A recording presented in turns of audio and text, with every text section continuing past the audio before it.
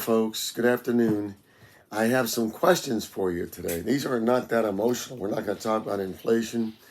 We're going to talk about general questions as you prepare for retirement. Okay? And if you want to, you can sit down and write yes or no. And if you want to copy these questions, just call me at 410 902 0464. We'll get you the copy of these questions, and you can post them on the wall, so to speak, and remind yourself of the things that you need to do. Okay? Here's the questions I've written down. Number one, do you know how long you would be able to generate income you need if your paycheck was stopped tomorrow? Do you know? A lot of people have lost their jobs, and incidentally, it's supposed to be no age discrimination. Don't believe it. There's age discrimination, and I've seen lots of cases of it, okay? Even in the government. Have you identified and calculated your retirement income gap? What's a gap? The gap is the amount of money you've got coming in versus your expenses. If the expenses are greater than the income, that's the gap. How are you going to cover that?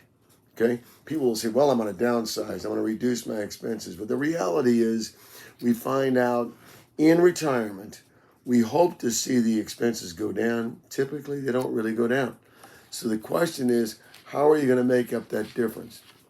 Number three, do you know how much you have available in discretionary assets above what you'll need to generate retirement income? First of all, you've got to know what the income is going to be and what the expenses are going to be before you do anything else. Income and expenses are the two key things in retirement.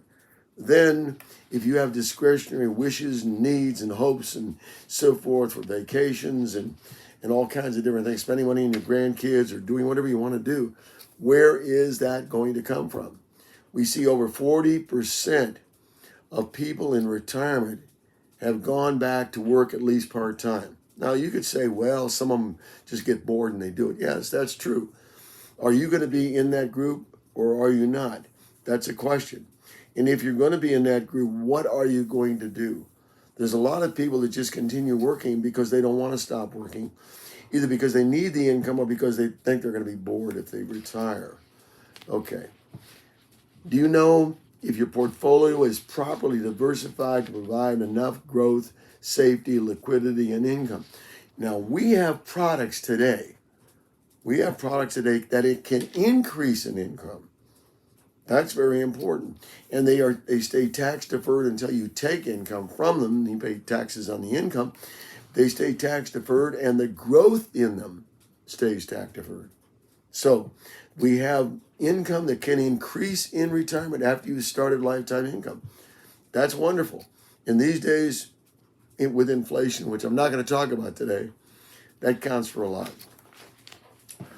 Do you hold annual reviews of your plan to access if you have net provisions or net previous goals and to set new goals and benchmarks? Did you reach your goals?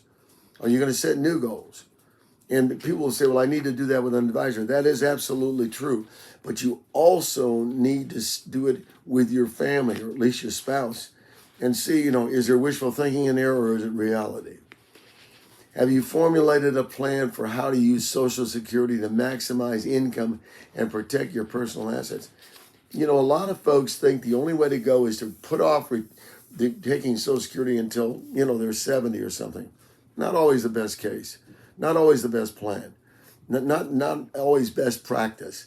I can help you decide when to start your income on Social Security, and I'm more than happy to do that. I can also give you some advice on Medicare.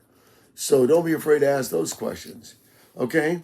All right, that's number 6. Number 7, do you know how you would cover the cost of medical and long-term care expenses should you or your spouse require care? You know what's it cost in Maryland today? It costs over $100,000 a year for one person in a facility. Now, you've got some help with Medicare. You pick up 20 days after 2 days in the hospital and so forth. But what about the rest of it? Now, our products have some long-term care benefit. That is true. You come in, you see me. Remember, Mike Newmeyer, 410-902-0464. No obligation. Love to talk to you. answer as many questions as I can, so don't be afraid to call. There's no cost. Okay. Have you calculated how much income would be lost if you and your spouse were to pass away? So we know, for instance, in Social Security, that you're going to end up with a larger Social Security check if your spouse passes away. But what else? What else? What if there's a pension that excluded the spouse? Now, we don't do that. We always make sure that in the personal pensions that we write, that the spouse is covered. And we're very careful, like going over that, with our clients. And personal pensions are what we're all about. Personal pension. Let me ask you a question. Do you have a pension? Would you be willing to give it up? Would you give it up?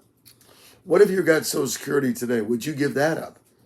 I've never got a yes to either one of those questions. Well, we take your 401ks or whatever you have, and we convert those to personal pensions. Guaranteed for life, insured for life. Very, very important, very important. Some of those can increase in income. Talk to us about that. Number 9, do you know the cash flow rate your portfolio will need to generate in order to meet your retirement needs? So, what's it got to produce today? Does it have to produce 5%, 4%, 6%? What does it have to produce? Interestingly enough, the older you are, of course, the higher the number will be in our products. But that does not mean you should delay taking the money. We'll show you the numbers on what the difference is and why in most cases you should start the income early and it lasts the longest because it's lifetime income for you and for your spouse.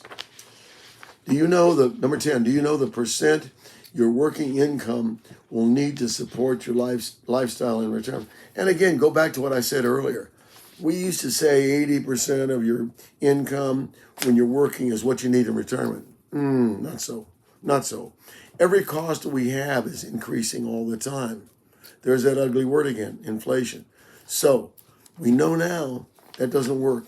You've got to have a way to maintain the income you have now, and you have to have a way to grow it. We'll show you how to grow that income. We'll show you how much income you need. We'll take all the wishful thinking out of it, get the emotion out of it, and give you the real numbers. Number 10, do you know the percent?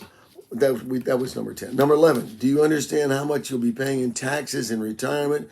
How much your retirement account withdrawals you will get to keep? And here's the thing, folks. Taxes never go down.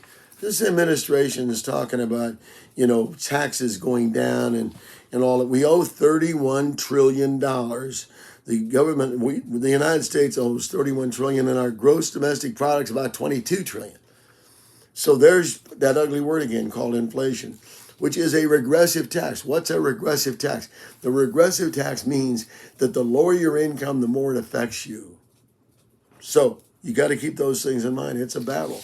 It's not going to get prettier. We have to take care of ourselves. I used to say we are our own bank, and we are. We have to take care of ourselves. We got to get good advice. We got to calculate the realities that we're going to live in. Number 12, do you have a retirement income allocation plan in writing? Got to put it in writing. Got to put it in writing.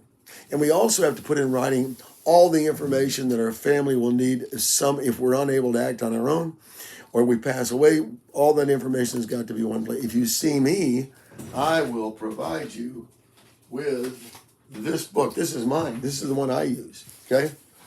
What my family should know. You list all your accounts, list every piece of pertinent information, your insurance, everything else, all your personal pensions and everything that you need to have here.